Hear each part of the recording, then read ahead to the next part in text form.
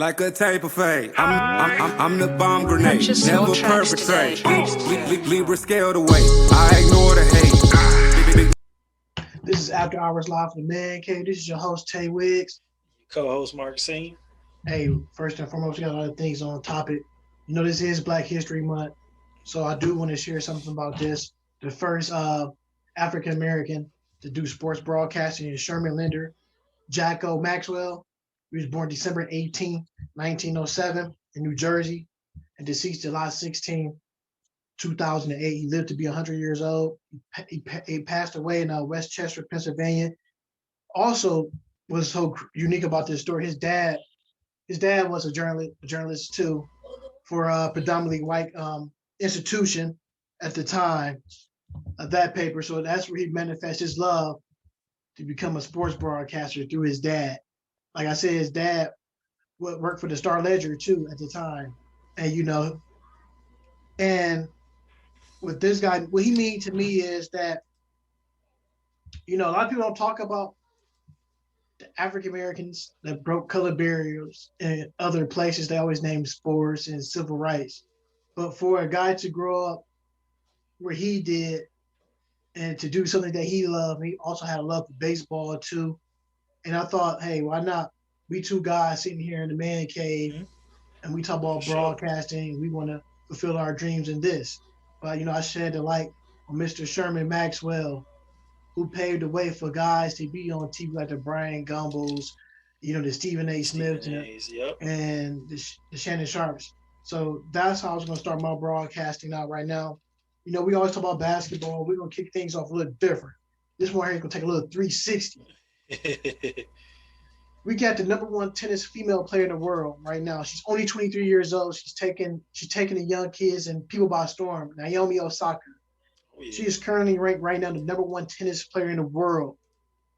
For myself, I don't watch enough tennis, but when I do watch it, it's because it's Serena and Venus. Now you got this young gun on the rise. 23 years old, a right-handed, two-handed player at that. And she's beating all the adults. I mean, she's an adult herself too, but when you think of a tennis game, most women do come in 18, 19. But for a young woman her age to knock off a Jennifer Brady in the Australian Open, to beat Serena Williams, to go into that championship, to let you know this is a young woman's sport. Anyone can play it. Due to the COVID restrictions, I think a lot of people at home tuning in to more things and find out what their niche is. This is one of our niches right here. When you're looking at a young female athlete like that, and Naomi Osaka, and I have two daughters. You also have two daughters. Yep. So explain to people what that means just in the African American community that you can always have another tennis player or golfer that kids can relate to. It just taps into another, sport that, we can conquer and be good at. Right. Because like you said, before the Williams sisters, I never watched tennis. And now if I watch tennis, it's to watch them more than anybody else.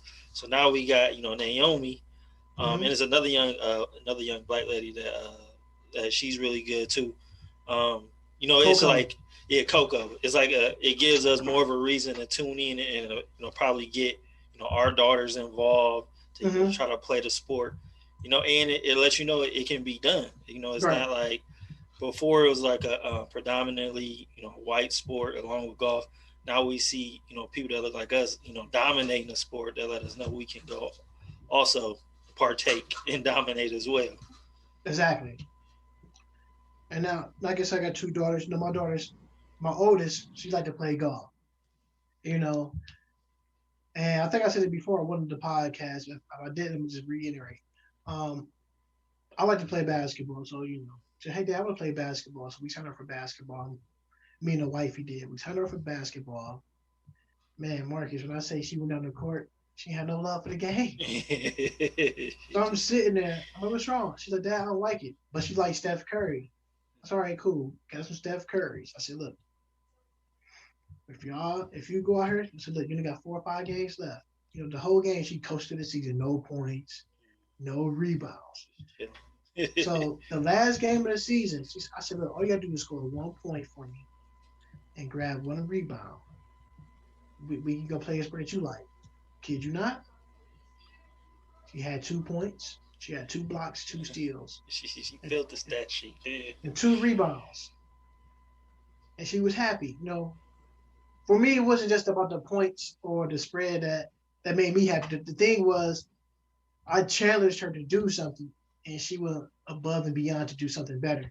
A lot of people say, "Wow, 2 points is not enough." But at that time, you're talking about she's 9 now. At the time, she was like 6 or 7. Okay. So when you're looking at that coming from the standpoint, telling a 6 or 7-year-old child, "Hey, if you could do this, we can do that." So when she went out there and did that, I said, "Okay, cool." She do like the game, but it wasn't her purchase. She's not ready for basketball. We go to the golf course. She using other people's clubs. So her auntie and her uncle surprised her bought some clubs. Mary, since then, she been at the golf course, putting the ball. She could drive the ball. I said, you know what? And the one thing too about us being parents, we have certain sports that we like. We want our children to always partake in those activities. But if they don't like your sport, I'm not going to force them into something they don't like. The whole thing I want to do is I'm let you, if you don't like it, what you want to play. Because this is what you have to live your life. You cannot live your life through your child. Right. Only thing you can do as a parent is coach them up and make sure they get the best and be really equipped for the future. Right. So that's what I was doing. So she liked golf. Now Kennedy's falling behind her. Now she likes golf. So it's so funny. My wife already said, "Hey, DJ not playing basketball. Football. DJ not playing football. Excuse me." Okay. So I changed to a basketball game. He cries. He don't want to watch it. Now I put a football game on. Stop crying. He sit there and watch it. I said, "Hey, we may have a football player, but we're gonna see how that goes as time goes on." Right. You have any stories you want to share like that? As well? So similar story. So my daughter, she plays volleyball, and then she's gonna run track in the spring. And the athletic director at Roxborough, our old middle school, that she happens to go there too. He called me. He was like, "Mr. Thompson, your daughter, I know you a hooper. Is your daughter gonna play?" I'm like, "No, she don't want to do basketball. Like that's the one sport she don't want to do. Exactly. It's basketball. It's a sport I played." So he was like, "All right," but she, she's real good at volleyball. She got the some of the athletic gifts I had. She got the spike game. Okay. And she's a long distance runner, which I wasn't really that type of guy. So she can run around the track for days and not get tired. So the spring, the track season coming up, we're gonna see what she do. My other daughter says she would play basketball, but she's not at the age where they got school team sports. And with COVID, a lot of the rec stuff, was closed now. And then also my wife don't want my sons to play football either. So, but both my sons like basketball, so that I'm looking forward to that. Hey, one thing we can do is just make sure the kids get to be really quick with the best. Right. That's all we got to do as parents. Now we're going to kick this off. It was fun to share a couple of our moments about our children and, Black History Month, Naomi Osaka being the #1 player, female player, that is, in tennis. Before I move on, I still want to stay on the tennis subject. Do you believe, I've seen the matches against when she played Serena, how it went down, how, Serena had 24 errors in one match. I've never seen anything like that, especially from her. You're talking about a 39 to 40-year-old woman going against a 23-year-old woman as well, giving her almost 19, 20 years of age. Do you think we've seen the best of Serena? Do you think this may be the last Ruha for Serena, or you think she'd give it one more try and trying to claim what's hers? I think she'll try to give it one more try, based on that press conference, when they was asking her about retirement, she got emotional. It's kind of let me know that she may have like a little fight left. So I think she'll give it one more try, but I will say this, we talk about Tom Brady, we talk about LeBron James as being the best athletes. I think Serena Williams she needs to be in that same conversation, that same vein. Like you said, she's 30 plus years old, and she's dominated, as long as those guys in her sport. Yeah, I think she got 23 Grand Slams too at that, which is a record. Yeah. And I don't think we got Naomi and Coco. I don't know if they're gonna quite get there. She set the bar pretty high. So even if she don't, I think she's still like not only the best women's tennis player ever. I think she's like one of the best athletes ever. Oh yeah, most definitely. Just everybody's talking about how much money that Tom Brady and LeBron James and them spend on their bodies. Serena, the same thing. And I just don't think, like, I look at sports different now. I'm saying? Now, like I said, I got 2 daughters. Now I get kind of offended where when you got the WNBA players doing their games don't come on TNT. Half of their games don't come on ESPN. You gotta catch their games on your local neighborhood channel at a certain time. And there's always the slots where they compete against of another sport. If you got WNBA on at 3:00, then you got NASCAR coming on at 3:30. You're gonna get some of your viewers that's gonna leave the WNBA going straight to NASCAR. Now, if you got the WNBA coming on at 7:00 at night, and you got the Braves going against the Oakland Athletics, the viewers going from the WNBA straight into baseball. Right. So it's kind of hard. It's kind of hard to get a woman's or a women's audience at a certain time slot, because the way they put their games in it's like a weird time slot. It's like they're competing with the NBA or NFL, NHL. They're competing with so much. Now they got it's just so much with them. So you got to figure out a good time slot. I think they should be paid a little bit more money since they are the sisters and brothers to the NBA. Right. I definitely agree with that for sure. Now, so we talk about NBA. We know Anthony Davis was missing about 3 to 4 weeks. It wasn't Achilles. It came out as a calf strain muscle. So when you look at the Lakers and by them, they lost last night to the Miami Heat team, who's trying to fight their way back into playoff contention. If the playoffs start today, they would be one to play-in playoff team. So you look at what you've seen last night for the Los Angeles Lakers, LeBron James, no AD, no Terry Rozier, which I thought the Lakers had a good fight. But it let you know the Lakers still need another big body and one more scorer if they want to compete again to be the reigning champions of the NBA for the 2020-2021 season. Yeah, so I think, like LeBron said, he got to adjust, after the game. He said he got to adjust his game now to play without AD. Right. I think, once he make that adjustment, they'll probably look a little better than they looked in these past 2 games. But, it's also things out there where, DeMarcus Cousins is going to depart from Houston, and the Lakers want, thinking about, bringing him back. And this time he'll have a bigger role, because the Dwight Howard and JaVale McGee ain't there. So, right. DeMarcus Cousins can possibly finally get that chance he was looking for in LA the first time around. And I think he'll be, if they add him, that'll be a great addition. I know we haven't seen a lot of DeMarcus Cousins, and the times he has played, he has some up and downs games. Sometimes he look really good, sometimes not so much. But if they add DeMarcus Cousins, like you said, they get maybe another, scorer, right? Either off the bench, or even a deep bench guy. I think that'll be enough to get him at least back to the finals. But they all got to pick up they burden with AD out, because they haven't looked like the team they can be with him, out of the rotation, hurt these past couple of games. No, we know how LeBron James played with certain units. We know he'll tell you it's not a sprint, it's a marathon. And like you said, he showed you some flashes of father time creeping up. Some games he don't, but some games you do. As me being as a fan of LeBron James, and I know at certain points of the game, and I'm being honest, sometimes he cries a lot, so just go back on the floor and defend to get back on that side of the floor. I feel like now, since he's a team leader, so when he don't get a certain call, he throw his hands up.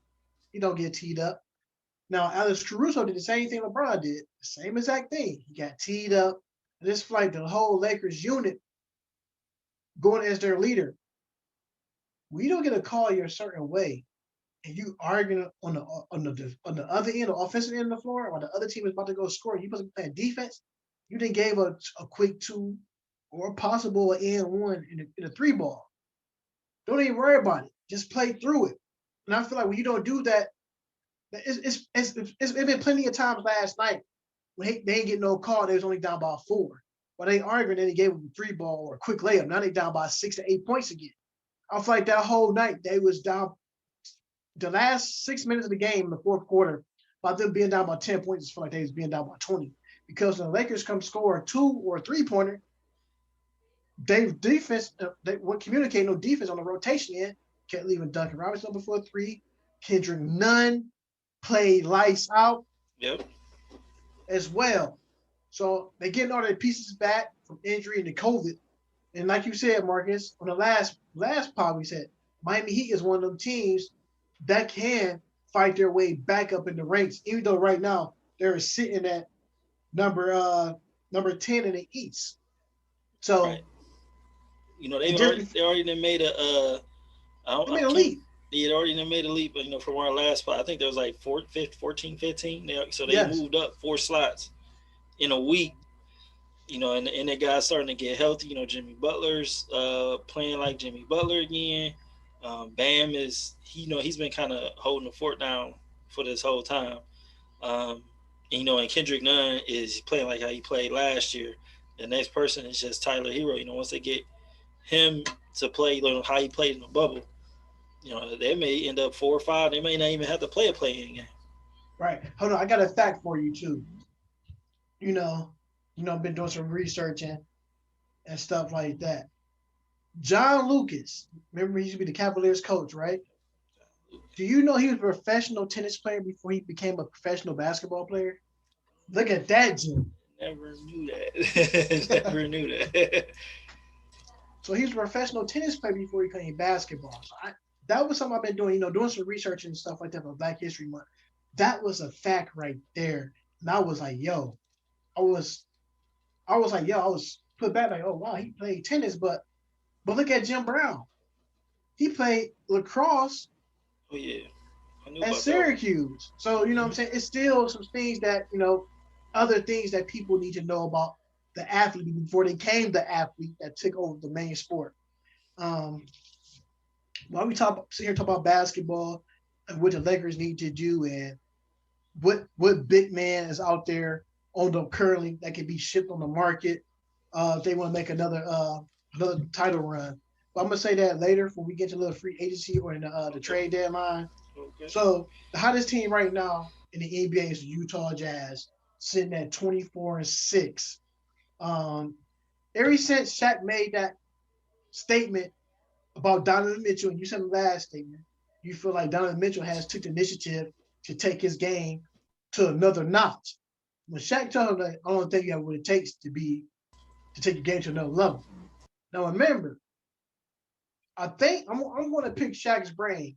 The reason I'm going back and pick his brain, I think he said that because at one point in time, the Utah Jazz, I think they was at one time sitting at the 5th or 3rd seed at the time. He didn't feel like Donovan Mitchell was playing up to his capabilities to get back where they was. Now remember, Bubble Donovan was a problem and a headache. Yes, sir. He sure was. So now, what he's doing now is taking his game, he's being more aggressive. Now, when Shaq said, I've been watching the Utah, like I said, I get NBA League Pass, and I enjoy every bit of it. But when you go around, like I said, I go around and watch different games, and certain games I've seen him play, he's been more aggressive. Not on the offensive end, on the defensive end. And that's why he's getting MVP type of votes and MVP type of praises from around his peers around the league for what he's doing on the defensive end. Because we know he can do on the offensive end. We know he can fill it up like it's nobody's business. So when you look at a player like a Donovan Mitchell, Marcus, what do you see to him to get to that next level if he want to win those peers over? So like you said, stepping up on the defensive end, They lost to the Clippers. I think it was that Thursday. Mm-hmm. But I like what I saw out of him that last 2 minutes of the game. The Clippers had the lead, but he wasn't giving up. He just kept at it. He hit a few clutch threes, where you're like, dang, I can't believe he made that to get the game to a 3-point, possession by possession game. So that's what it's going to take for him to win over. Like, I'm not taking this L lightly. Like, it's not going to be easy. I don't care if we down by 10 with 5 minutes to go, 15. I'm going to keep coming. And he kept coming at the Clippers. Right. Like I said, he hit them 2 threes to get it within 3. And he just didn't get that last one to go. I think that's what we need to see out of him going forward, because they've been coasting. They've been blowing teams out. So we need to see him in more, close game situations where he's going to will the team to win no matter how everybody else playing. Right. Another team, also, I'm going to go to the East. We'll go back and forth. So you go to the East. You got the Philadelphia 76ers, the Kings right now in the East, 20 wins and 10 losses. But the other team, the Brooklyn Nets. I don't know. I almost like Stephen A. Smith. Brooklyn Nets, baby. Brooklyn Nets. No. Let's be honest. The Brooklyn Nets, 19 wins and 12 losses. Before the trade, they was 11-6. Now, after the trade, they 10-6. So you're looking at where, you're missing Kevin Durant, some hamstring injury and other things too as well. And this team, when they played against the Lakers, I think that was a Sunday. When they played against the Lakers that Sunday, and a lot of people were saying, even myself, like, can this team be equipped enough to play defense? Can they do that? We know they can score. We know they can erupt any time like a volcano. When you looking at the Brooklyn Nets, you looking, all right, you look at the paper, but man, hold on. Somebody gotta guard KD, Kyrie, and James Harden. Not only James Harden, let's give that man some respect. That man, Joe Harris. Joe Harris. He is the best catch and shoot shooter in the NBA. He's ranked number 1. Mm-hmm. He definitely is. He taking over that Klay Thompson shine. Man. And 2, not only you got Bruce Brown, made fun of him, calling him Bruce Bowen, but actually he been strapping up on the defensive end. He make you strap up. And who else been picking up to the defensive end? That man James Harden, man. Definitely been picking the slack up. Yeah, he's been doing his Matador defense, his Olay. He been trying to stay in front of people, which is better than what he normally do. Now, one thing I did hear and listen to on the MSGN network, I listened to it on one of these little podcasts. James Harden said it was kind of frustrating in the Houston Rockets, knowing every night I have to go out there and score 35 to 40 points for us to win. So when he said that, I thought about it. Okay, if he goes sit on the bench for 4+ minutes and they got like a 10-point lead in 4 minutes, you could be done by 15 points in no time. Mm-hmm. So that whole time when you out there now, you come back and make your little debut, come back in from being on the bench. So you got to go in your head, all right, man, I got to really go on my bag. I got to go on my Duffy and figure out how can I bring this team back and win. So when you put all that together, like, okay, he got a point there. So now you go to Brooklyn and play with people that he's familiar with. Him and KD played together in the early stages of the OKC Thunder days. Of course, they played together in Team USA, right along with Kyrie Irving. They already got that cohesiveness already together. When you looking at those 3, and I like what Kyrie did. He said, you know what, James? You be the ball handler. I go to the 2 guard. I said, this boy Kyrie think he's slick. So now James Harden can dribble, make the moves, and get open. Guess what? It's an easy game. Kyrie Irving is by far one of the best finishers in NBA league history. Like, the way he lays the ball up, I don't know how he's making the ball at certain angles off the glass, but you could tell his dad, Mr. Irving, took time with Kyrie to get it embedded in his head with the repetition. Hey, son, you're going to have defenders out there bigger than you. You got something smarter. You got to find different ways to score this ball off the glass. I'm going to give you another best glass finisher in the cup area. I'm going to tell you right now, Tim Duncan. care where he is on the floor. That once that ball hit that glass, it's money. Kyrie's a finisher. Tim Duncan a finisher. That's why I say why we don't never mention Tim Duncan name in certain categories of being one of the greats. Tim Duncan, as people call you Timmy D, man, you probably by far, like I said, my favorite player hands down is Kevin Garnett. Now, you know, he's a power forward, but people are like, who's the better power forward between those two? For me to be a KG fan, it would be hard to tell you, man. I can't say, I'm going to say Tim Duncan just because the hardware he had.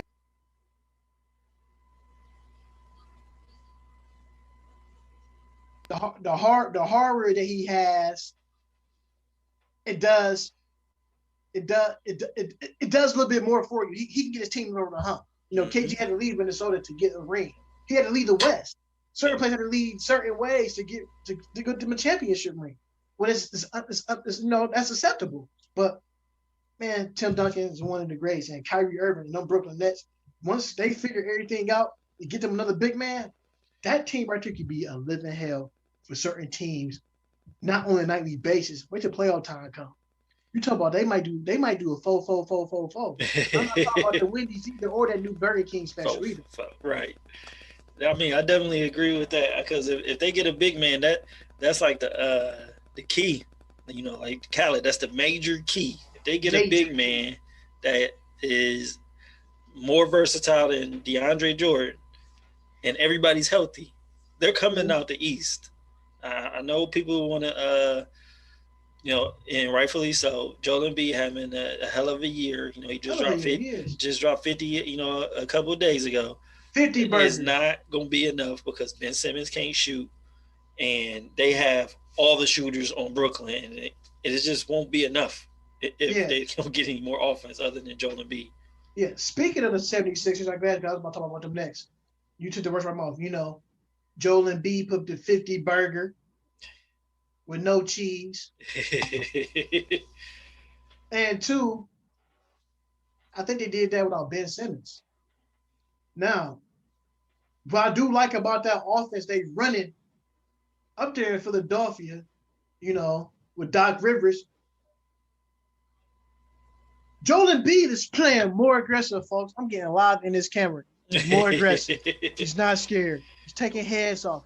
And the one thing I do like, he only take about 2 to 3 threes a game. That's all I need him to take. Then everything else is under the basket. Once Doc say, hey, man, play under the basket, you cannot be stopped. You got a floater. You got a nice little handle. You got a nice fadeaway. You can finish with the best of them. We can't even name 10 guys right now that play basketball in the NBA that play that center position that's going to break it every night like he does. Not 10. I mean, I could probably name 3 or 4, but not 10. Besides Jokic. The Joker even put up a 50 burger before. So the big man coming back, man. The big man coming back. But you look at the 76ers and what they doing. Like I said it last year, Marcus. I said, look, man, Tobias Harris, man, for him to sign that big contract, he has to play like the big contract. He gotta give me 20 plus. And so far, guess what? Putting up 20 points. If you ask me, he should be an all-star reserve because what he's been doing, you know, a lot of players been making that jump. How you feel about that, Tobias Harris being more aggressive? I mean, it's certainly showing in a win column. And I think a lot of it is because Joel Embiid is more aggressive, you know, it allows Tobias Harris to eat. You know, before, you know, if Joel Embiid ain't going to bring it, the defense is not going to respect, you know, his talent to the rate that they're supposed to. That means everybody else is going to suffer. You know, everybody else getting just a little bit more attention. Mm-hmm. And that has benefited Tobias Harris. You know, I don't think he was one to shy away from, you know, getting better in the competition. It's now he got a little more leeway, you know, to beat him. You know, and like I said, you know, comparing them to Brooklyn, you know, if we you know, do the matchup thing, you know, Tobias Harris is probably going to be what? Is he going to guard James Harden or are you going to guard KD? Where they going to have, you know, Ben Simmons guard? So those matchups is going to take an effect. So him doing what he's doing right now in the regular season is going to give him confidence to when they face a Brooklyn Nets or Boston Celtics, he'll have confidence that I can go out here and score and get what I need to get done for us to win. Yeah, I do. I definitely do agree with that too, because we're looking at what they bring to the table is definitely key. He's been stepping up big, he's being more aggressive on the offensive end. The defense is always there. I just want to be more aggressive on the offensive end. And two, I think they will be in the Eastern Conference Finals right along with the Brooklyn Nets. I want to move on to the West Coast. We're gonna go back and forth. Going to the West. What about the Phoenix Suns? What Chris Paul been doing?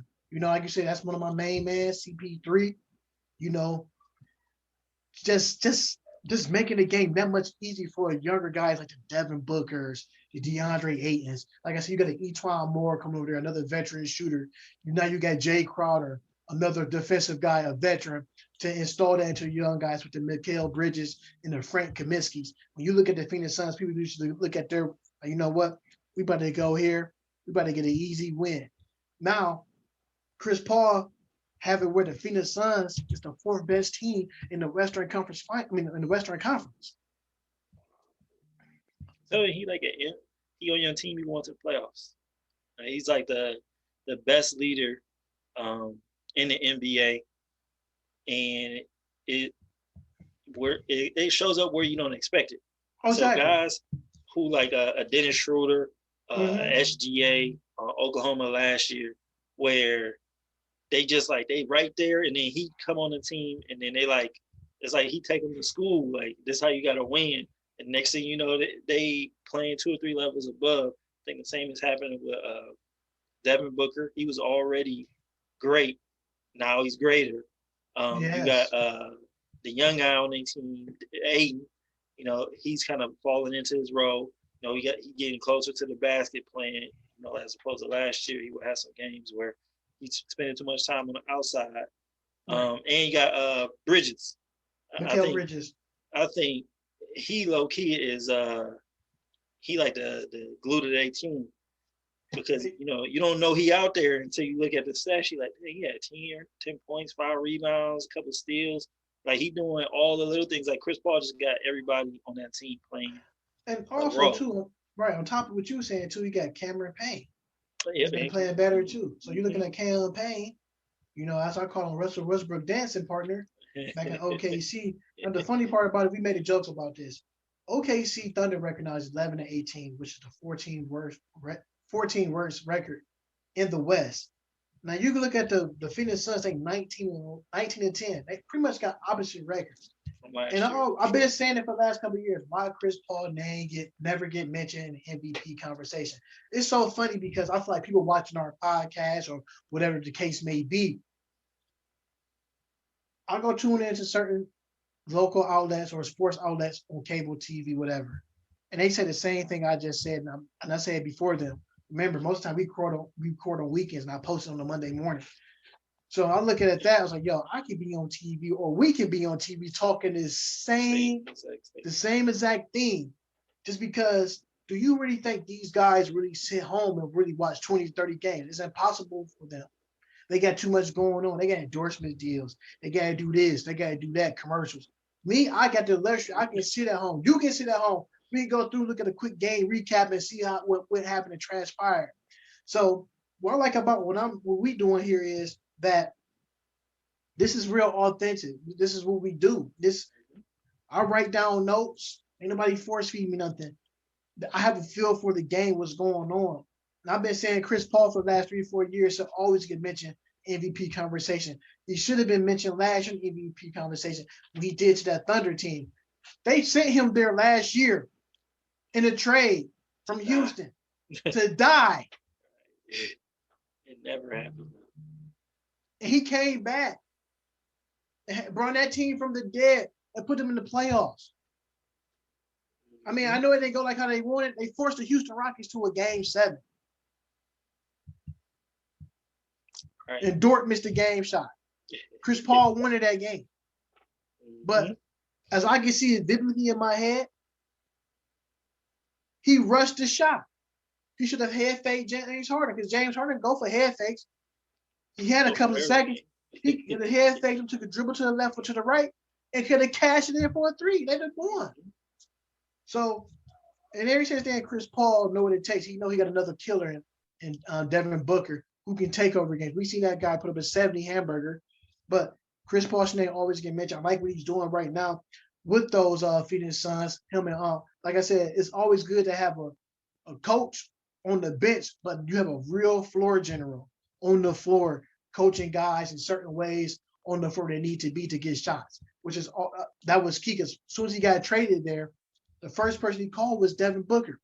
We got to get some continuity down. I got to be familiar with your spots on the floor. That's what real veterans do. That's a vet. Right. Hats off to you. Now, Marcus, these Milwaukee Bucks, loser of their last 5 until the other night they won the game. Now, I said it before. I'll say it again. Giannis Antetokounmpo is a 7-foot bum. I mean, I don't care who don't like it. And you're like, oh, man, he's tripping, blah, blah, blah. I said, until y'all got to sit down and watch a full 48 minutes of Giannis Antetokounmpo, and y'all tell me what he do. What does he do? He got the Euro. Okay. And Euro step and dunk. Yeah. And he's long. He's tall. He's tall. He hit 1 3-pointer. Somebody said, what? He can shoot? No, he can't. It just happened to go in that night. And in plenty of games, he can't hit the 3-pointer. He can't hit the 15-footer. Like I said, the man can barely hit free throws. His brother has to knock on wood so he can make his first free throw. So what that tell you? His brother don't believe in his free throw. They get the same shooting free throw technique. Mm-hmm. So when I'm looking at that team, does Giannis Antetokounmpo regret signing that contract? Folks, does Giannis Antetokounmpo regret signing that contract? I don't think he do. I mean, he's going after the going after the bag. Yeah. And it's not like he if he wanted to change course and kind of follow suit with some of his NBA peers, he can always say, I want to be traded, and they'll have to trade him. And he'll have both. He'll have his cake and eat it too. He'll have a big contract, and he'll be on whatever team he wants to. I don't think he'll do that. He don't seem like that type of guy. But he's going to either he got to pick a struggle. He either got to get his basket game together all the way. Got to get some post moves. He got to get more moves down low. Or he got to get better outside. And I think it is more natural for him being like 7 feet tall to just do the basket game and then get another, I think they got enough perimeter guys. What do they do? Dante DiVincenzo, Holiday, Middleton. I think they got enough perimeter guys. They just got to have him pick where he going to be at. Is he going to be a KD prototype? Or is he going to be more like a Shaq that's a little more athletic, a little more versatile? Okay. So because if he chooses that Shaq route, I don't think nobody can stop him because he gonna have a little bit of handle. He gonna have a jump shot enough to where he can hit 10, to 15 footers, and he got the tenacity. Like he got the not quit motor. I think that'll probably get him closer to the finals than him trying to shoot threes. That's just my opinion. I know everybody plays the NBA game to what, Marcus? To win championships. Mm-hmm. That's what you came there for. Your whole childhood thing, like, I would love to go and play on the biggest stage for the NBA and win a championship. Okay, they drafted Giannis Antetokounmpo at a high pick. They didn't know nothing too much about him. They just knew he's a lanky kid, Athens, Greece, who at the time was 6'8". And at that time, he grew some more.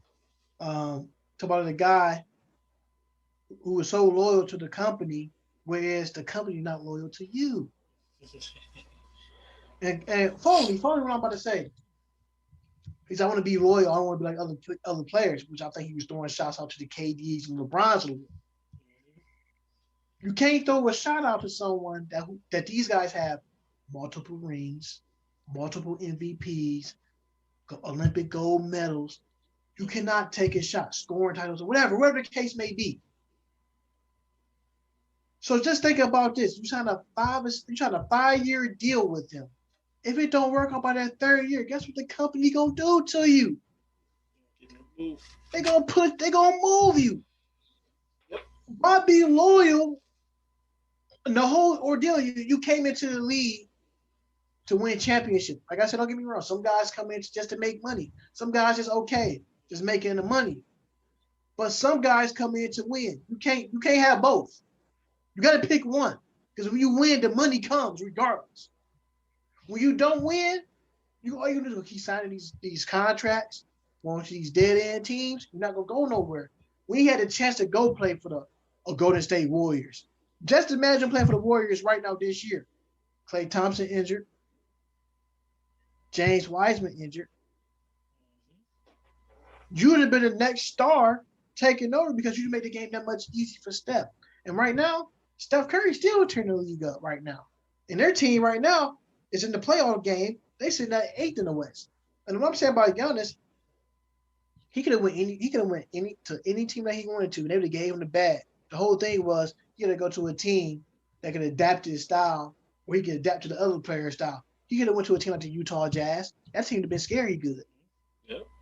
Because if you look at Rudy Gobert and Giannis. That'd be like the best defensive team since the Bulls. Right. And and one thing I'm gonna say, Rudy's not an offensive scorer, but he is a defensive threat. Just imagine that you got two of them guys. You got a 7-footer and a 6'9" or 6'10", 11 guy. Yeah. I mean, those are the last 2 years the defensive players of the year. Giannis won it last year. Rudy won it the year before.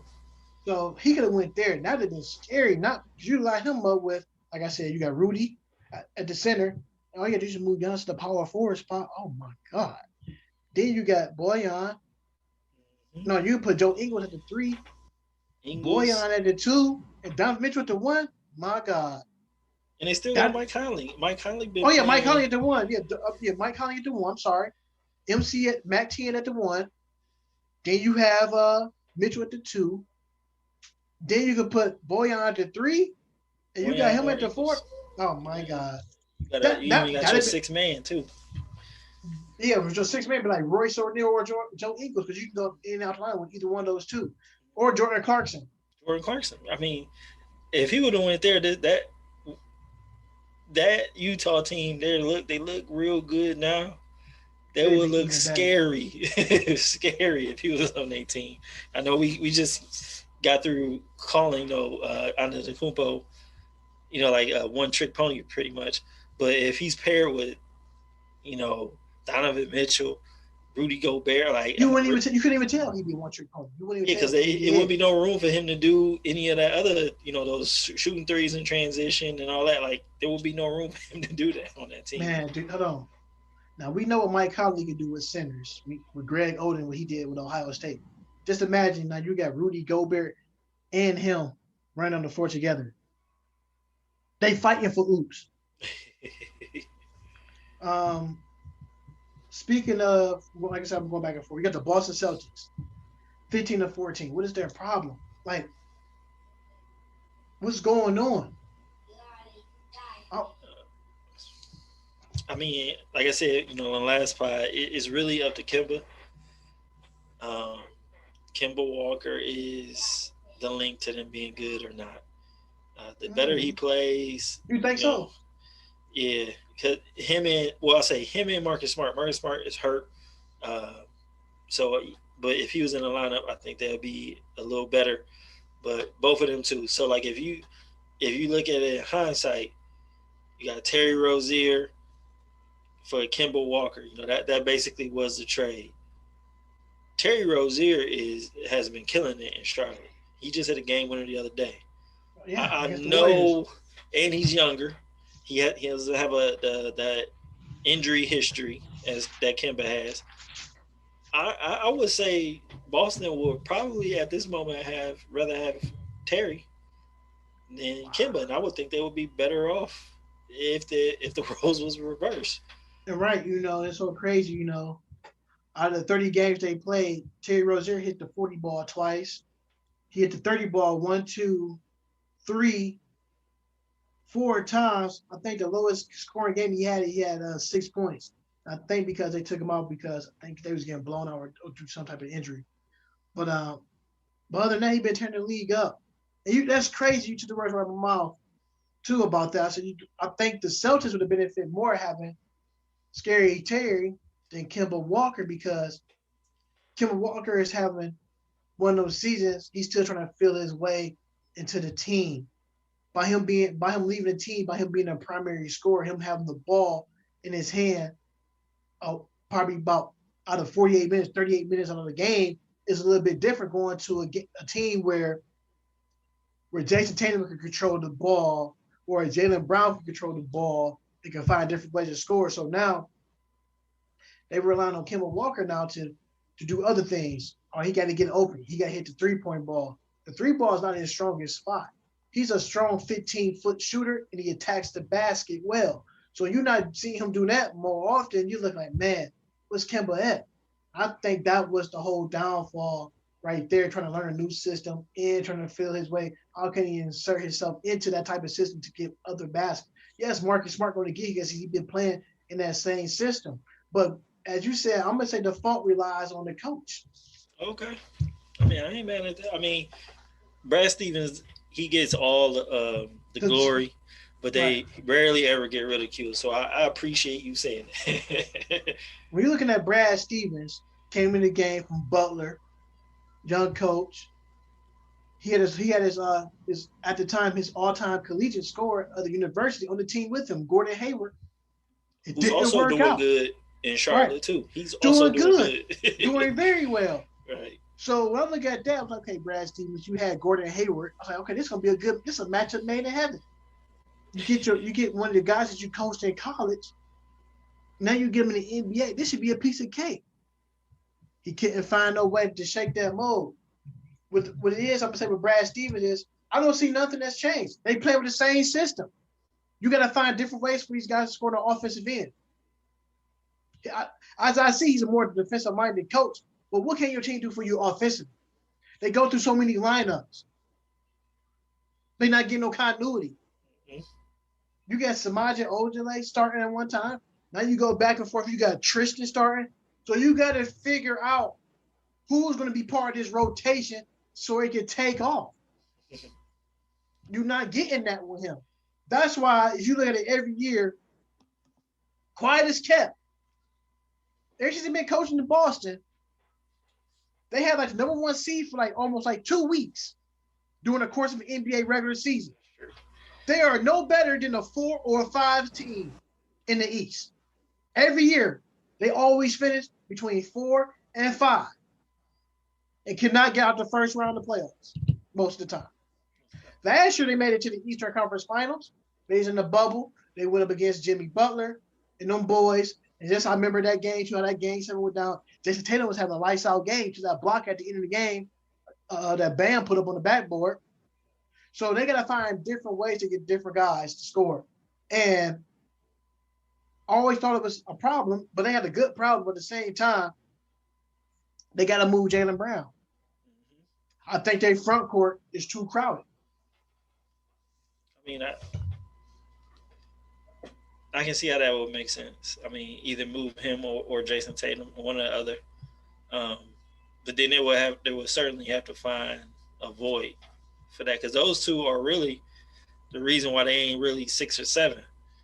Right. Place, is Jaylen Brown and Jason Tatum because they've been kind of keeping them, they're keeping themselves heads above water. Yeah. Now, that's the crazy part, Marcus. If Boston lose 2 games, do you know these guys can drop all the way down from the 4th seed to the 12th seed? I mean, the East, that part of that area of the East, what's that like? It's jam packed. It's like New York 5 traffic. to 10 is like a game or 2 difference, and the teams ain't really all that.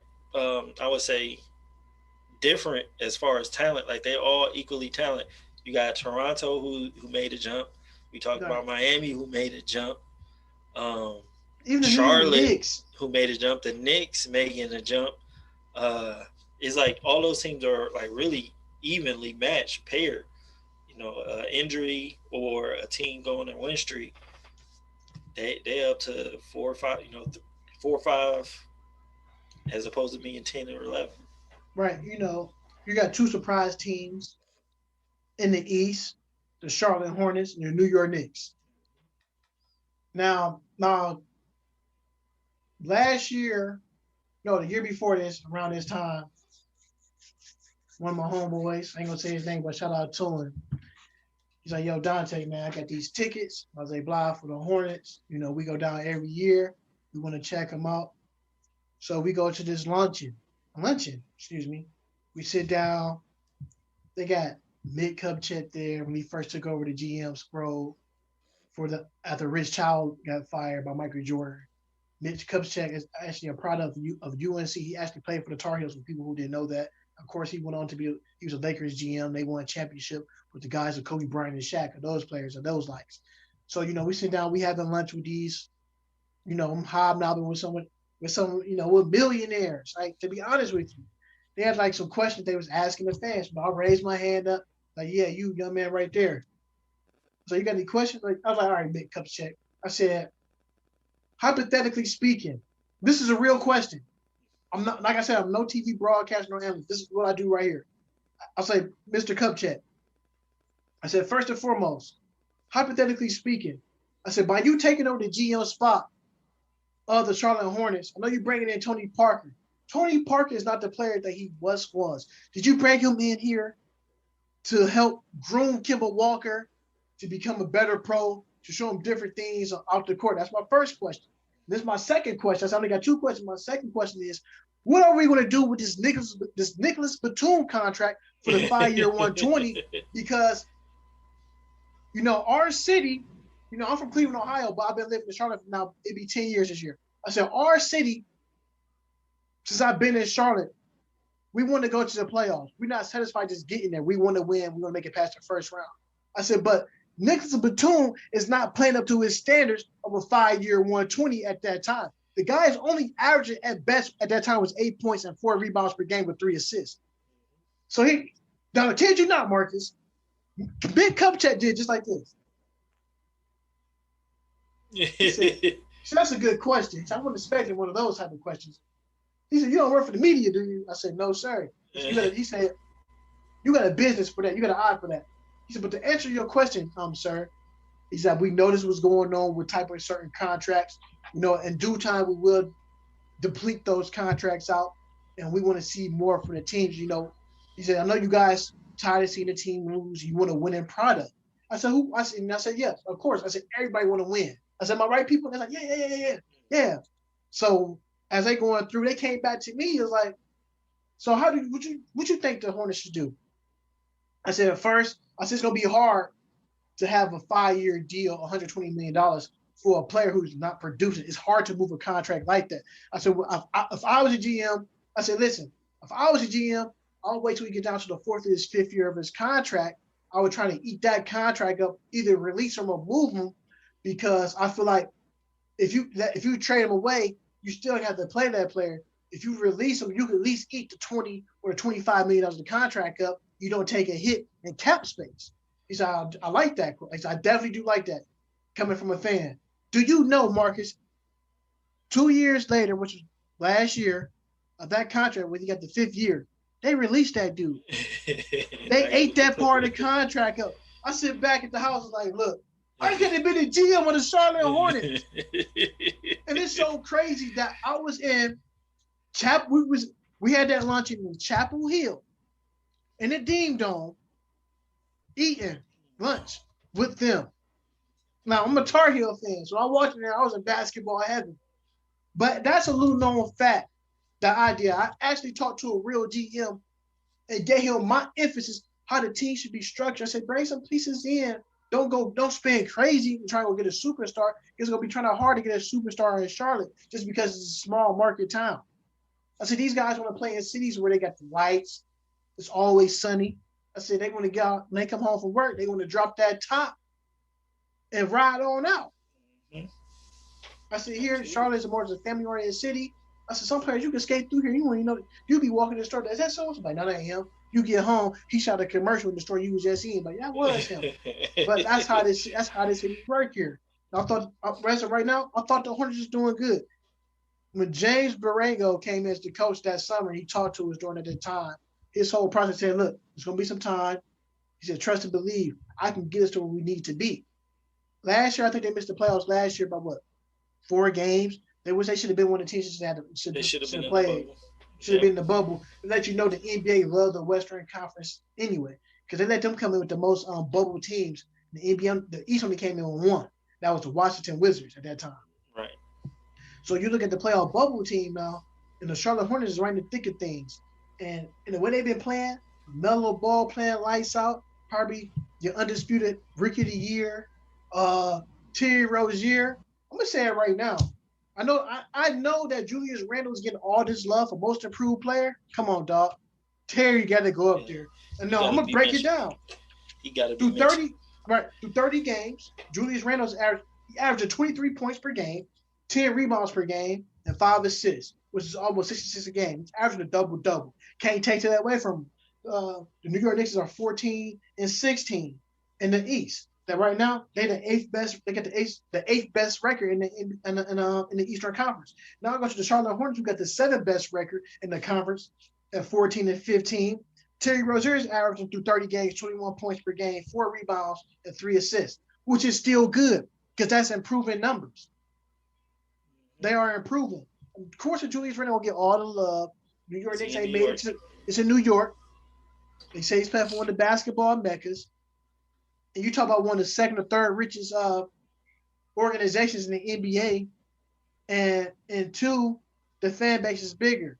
So, and say the New York Knicks stay with where they at in the playoff type heat battle, he's probably gonna be your most improved player, just because where they playing at. Absolutely. I mean, they got their own media network. I mean, MSG. So that's just adding on to the media. The media pot. So you're gonna always, if you're in New York and you're doing decent, you're just gonna get a little bit more shine than a team in Charlotte or Cleveland or Oklahoma. Right. And 2, going and speaking about stuff like that, you got the Cleveland Cavaliers. Before the trade, they was 8 and 9. Right there, they was in 6th place. In the thick of things. Right? They was in the thick of things. After the trade, boy, they was like a stock market.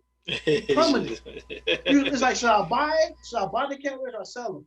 Somebody sell the Cavaliers right after the trade, Marcus, 4 and 13. They are 10 and 20. They went on like a 10-game loser streak, I think, and they won 1 game after that trade. So they got to trade Andre Drummond. I think that's a part of their struggles. And Kevin Love is hurt. It just seemed like they like lost their identity after the trade. Like they made the trade to become a defensive team, but then they figured they had to play Andre Drummond, like you was just saying about Batum. If you're gonna trade somebody, you got to play him. Andre Drummond was averaging a double-double. He's leading the league in rebounds. Drinking the Kool-Aid, Marcus. But his attitude, like he knew he wasn't going to be staying once they got Jared Allen. His attitude changed. His production and attitude, that always affect everybody else on the team. It's like it's no resolve for that. You got to trade him now because he knows he's gone. Right. I think the one night he had the back-to-back, he had the 2020 games, and Magic Johnson said, Drummond playing outside of his mind. When he got that, I see the car across the I said, no. Now he gonna feel like he the boss now because he feel like, see, I tell you, I'm better than Jared. Right. And the whole thing is like you said, Marcus, you hit it right on the head. Once they got Jared Allen, he feel like, man, they bring him here after I signed his contract. You only signed a 1-year deal.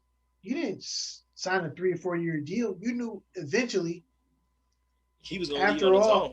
Right? On his own. Like you said, bad chemistry. He wore a sweatshirt on the sideline. I said, farewell. I'm going to say it once again. I don't know what's up with these younger guys that play in the league that's 25 and under, whatever the case may be, how old they are. That's not professionalism. Period. I can't tell these guys how they feel when they wake up in the morning. This is a game that you play your whole life as a child. You get to the next level, play high school, collegiate ball, you get to the NBA. You get millions of dollars. We got guys in every city that is better than you. You just got the better chance because you had the grades or someone using better situated to go where you had to go. It's always a guy in a major city that is 10 times better than some of these guys in the pros. Because the crazy thing is, they even say it. They want to just fit the mold and got it when it takes to get there. They was more hungry. Yep. For a prime example, you seen the Lenny Cook story. Oh, yeah. Big beast. A beast. He showed you throughout that course of that DVD that I was watching. He was uncoachable. He knew it all. He was hard-headed. So you put those three things together, the league don't want you. They want the guys that's going to listen, the guys that's coachable. Don't get it twisted. There's some guys in the league that's uncoachable because they got there. When they feel like they got to a certain point, they know everything. So when I look at guys like Andre Drummond who don't want to play, I want to play in the NBA. I would kill to get there. Out of 60 guys in the NBA, only one can make it. Out of 60 guys, think about all them guys. It's a 1 in 60 chance that you're gonna get picked from the first and the second round. The rest of the guys go to the G League. You got some guys go to the G League, never come out to G League. That's true.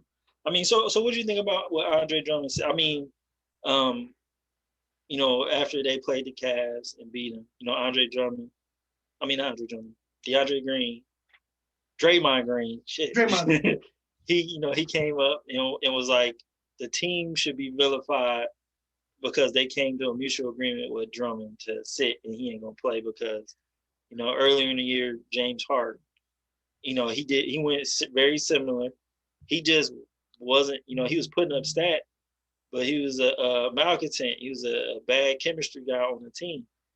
And he said the media, scrutinize him, but they won't scrutinize the team. So how you feel about what Draymond Green said? I mean, this is how I feel about Draymond Green conversation.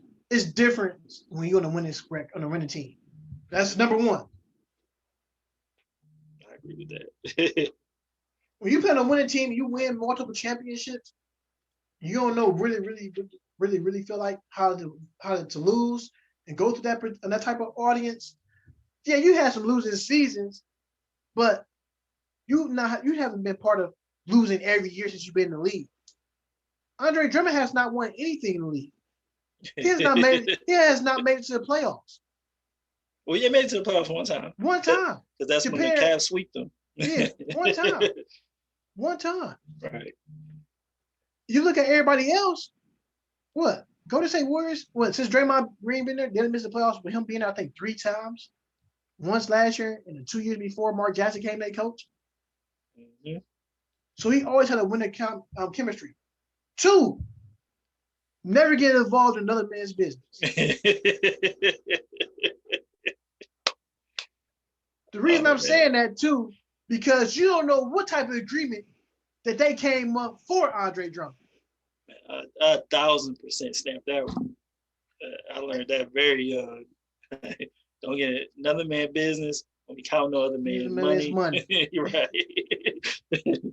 When I first seen him say that, I know the basketball, they are more a fraternity.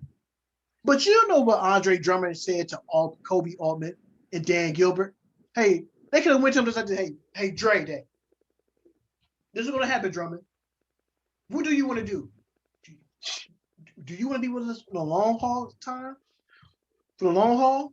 Or do you want to sit out, we find a trade partner, trade you to a team that you desire, and we pay you for sitting out? He could have said, all right, cool, I'm cool with that. That's the back end that we don't know. Right. So when Draymond Green went up there and said that, I said, come on, Draymond, you can't do that. Because remember, he was against the Cubs too a couple of seasons, and they was going to trade him. Mm-hmm.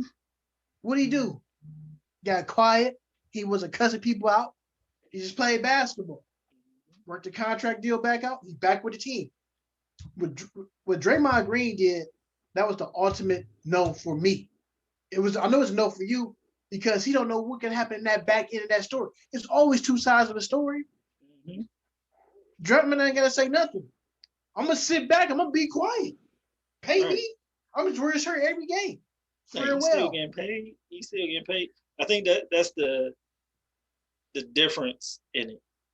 Like, you still gonna get paid whether you're playing or not.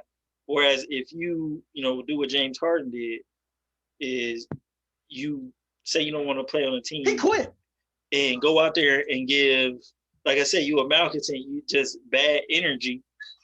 That's really affecting the team overall and everybody else, or your teammates, and like it's impacting much more people. Whereas if they just sat them down on the sideline and build chemistry with the guys who's going to be there, I think that's different than just the team coming to an agreement with you not going to play until they trade you or somewhere where you want to go.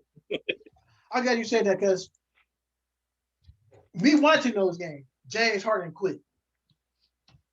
And DeMarcus Cousins said, hey, he didn't come to meetings like he's supposed to. He quit on us.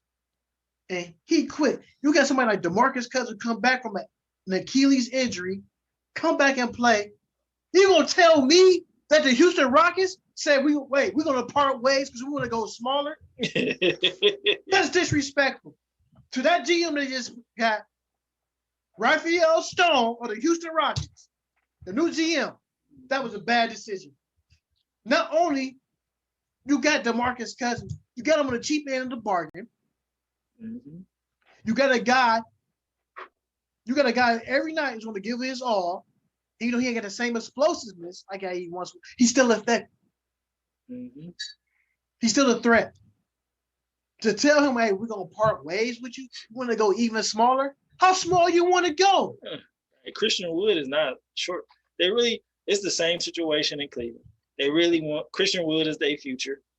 So they want to get more minutes in him. Just say that. Don't say we're going smaller because Christian Wood is like, what is he, like 16? 7 foot? Yeah.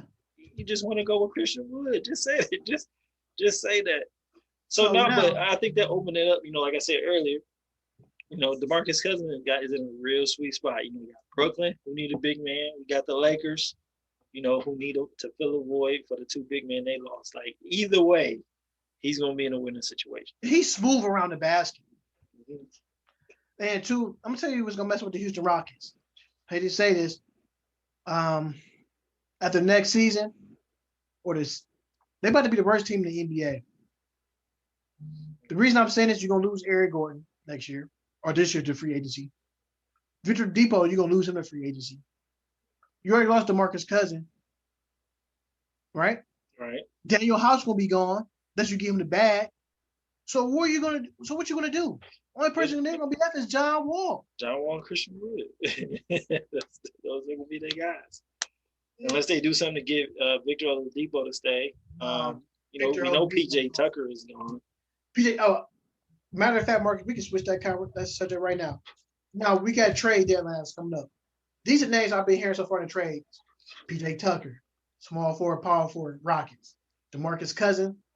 They parted ways. That's a power forward somebody can use. Blake Griffin, Eric Gordon, Hassan Whiteside, Bradley Beal, Andre Drummond, Kevin Love, Kemba Walker, Harrison Barnes, Kyle Lowry, Vukovic for the Orlando Magic.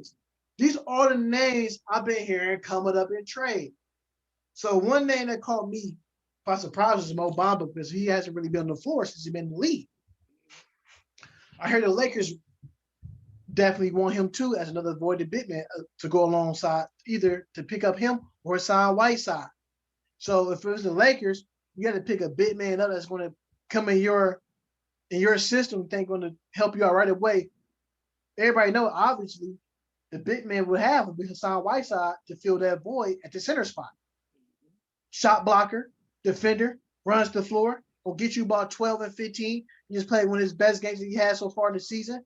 He had 25 points, 16 rebounds, and 5 blocks. So he came out one of his best games. So you're looking at Mo Bamba. We don't know what his best game is because we haven't seen him yet. We don't even know if he's good or not. Don't know if he can play in the NBA for real. We just know he got a song named that. That's it. Right. So you look at a guy like a PJ Tucker. I'm gonna tell you a team out there who had the PJ Tucker. Might sound crazy. The last time these two guys played together, maybe was in college at Texas University. PJ Tucker and Kevin Durant. That's another defender for you. A corner knockdown shooter from the wings. That's a good fit. That'd be a great fit. If they, like I said, PJ Tucker, big man. In the East? I'm telling you, you might as well lock them in. I hate to say that because nothing in the NBA is like that. If they get PJ Tucker and the big man, just lock them in for the Eastern Conference Finals. If I still think Kevin Love going to get moved. I think he's going to get moved to a team that's going to shock everybody. I still think he may go to the Portland Trailblazers. Yeah, I think it's a triangle. Portland, Golden State, LA, the Lakers. Those are sweet spots for Kevin Love. And like you said, and all shockers. Like if he go there, he'll be like, man, wasn't expecting that. No, I'm gonna tell you something that's crazy. Since the pandemic, I love watching flip houses and apartments and stuff like that, and Forever Home. Dude, do you know Kevin Love got a house, a condo inside right in New York? Sure he does. Sure he has houses and condos in multiple NBA cities. So if he can go to the Brooklyn Nets, and the crazy thing he said, I'm only a couple minutes away from Brooklyn.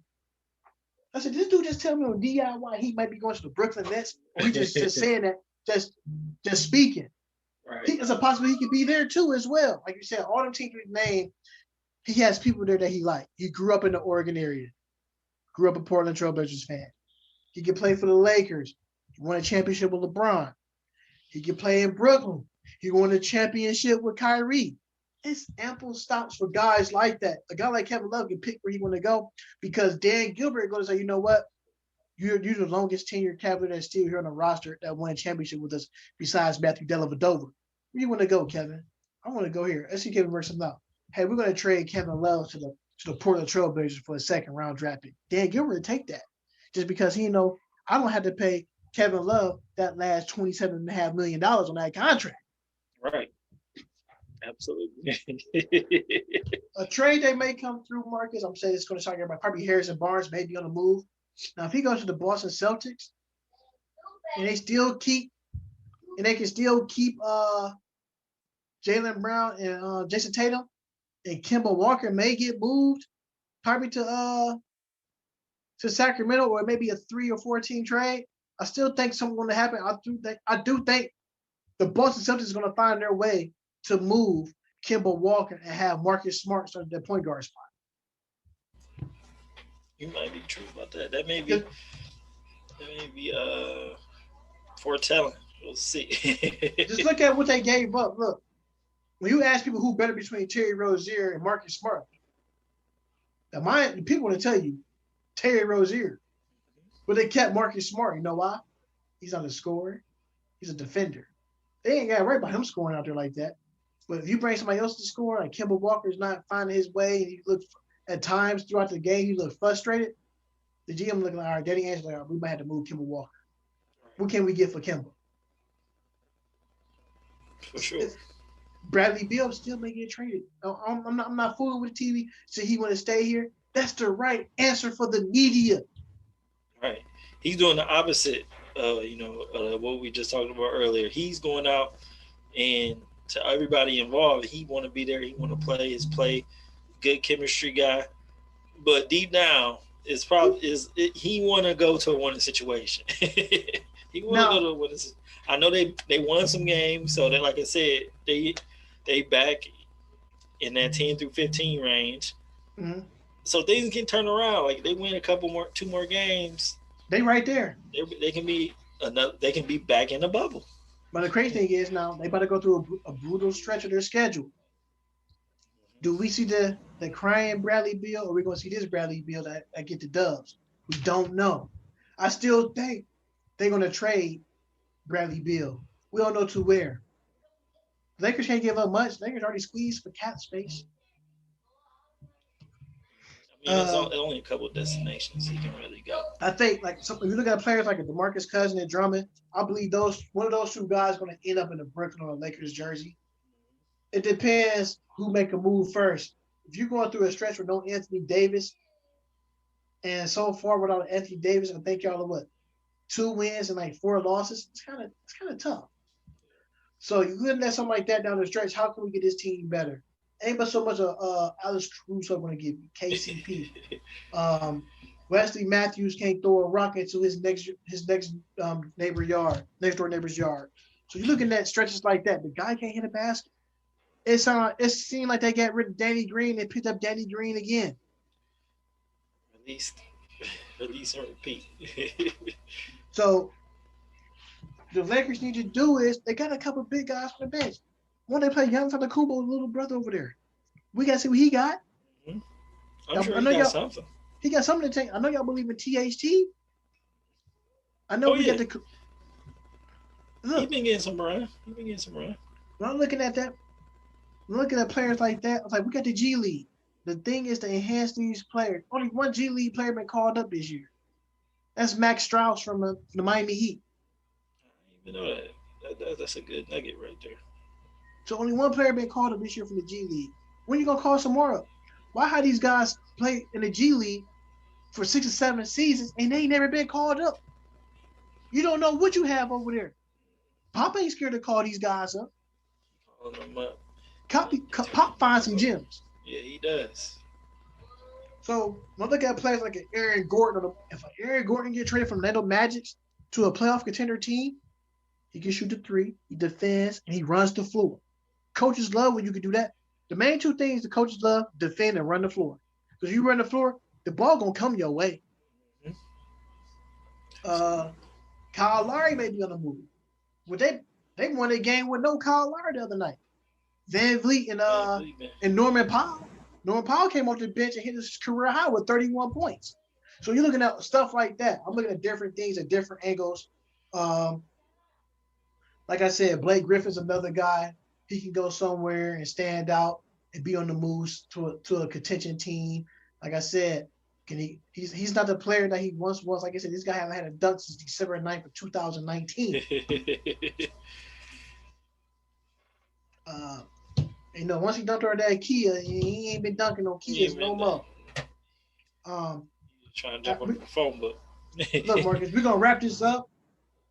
All-star snubs as starters. I'm gonna say these names. You tell me what you think. Chris Paul, Damian Lillard, Donovan Mitchell.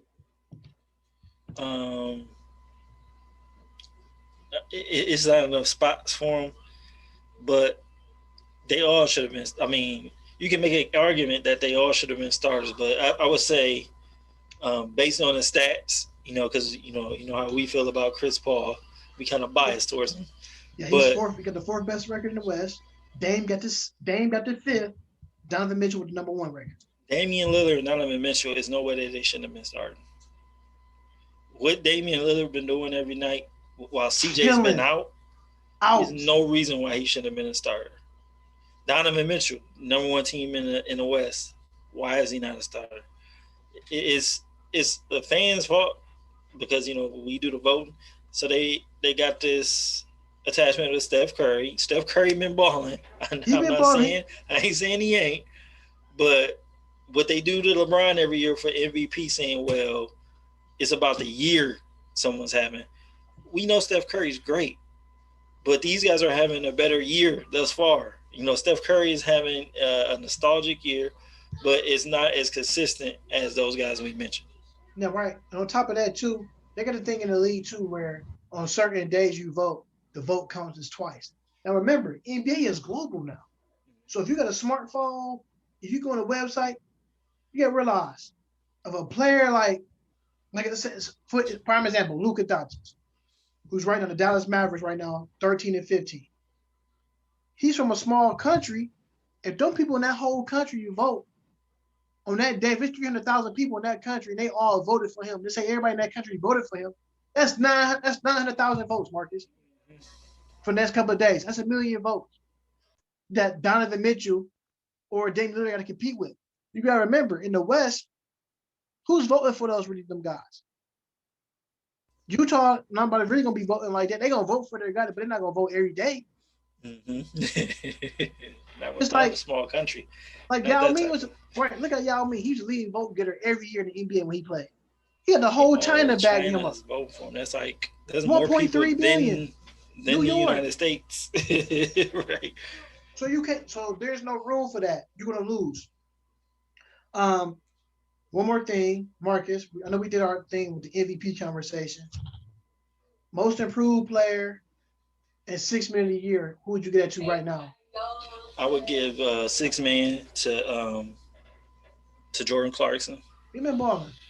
He, he just in Cleveland. I think he, because he was in Cleveland, LeBron was on. People didn't pay attention to him that much, but he was doing those same things he's doing on Utah in Cleveland. Exactly. He's just doing it at a more consistent way on a winning team. Right. And the crazy thing is, Marcus, looking at Jordan Clarkson. So the worst scoring output that he had so far this season was 9 points. Everything else been 13 or higher. And so far, he had a 40-point ball not too long ago. And he's been, like you said, Marcus, the whole thing of with him been consistent on the offensive end. And not only, too, he's been playing, been stepping up, been trying to play defense, too. The one thing he has been working on better is he has hit the three ball a whole lot better, and he has gotten to the hole way more than he has in the past. He's way more craftier, which I like to see that happen, too, with Jordan Clarkson. Now, well, what about your most improved player? Most improved, I'm gonna go with Terry Rozier. I just think he's going underrated as what he's doing in Charlotte, and they're winning, and you can't substitute that with anything else. Like his play is giving them wins, and he's taking a leap up. Like he's scoring more consistently, and he's expected to score. Whereas in Boston, it was like a plus if he scored. Now he has to score. He has to score to get win. Yeah. So Terry Rozier been stepping it up real big. Like I said, averaging 21 points per game. And not only, like I said, a couple of games he had a 40-point ball, a couple of games back-to-back. I think so far in the history of Charlotte, I think only 4 or 5 guys has games where he's had scored 30 or more points in 6 consecutive games. And he's one of those players now. The other player that he had was Kemba Walker, who was doing it last year. The year before last when he was here in Charlotte. I'd say, for me, I'm going to say Terry Rozier. A lot of people are going to say Julius Randle. They are neck to neck. But record-wise, if you had to go off record-wise and what they're doing on a dominant level, how they made the team win, would be Terry Rozier. Can't take nothing away from Julius because he played on the all-star level too as well, which who may be an all-star. Terry Rozier may be an all-star. You don't know. You never know. But I do like what I've seen from both of those young cats from that perspective, from that end. Anything else you got to tell the people before we wrap it up? No, thanks for watching. Keep coming back. Man, thanks for watching, man. Everybody keep coming back. This is what me and Marcus do when we sit here. We keep it real and honest. And on that note, we're going to wrap it up. This is After Hours Live for the Man Cave. This is your host, Tay Wiggs. It's your co-host, Mark Sr. We out of here. Peace. Peace.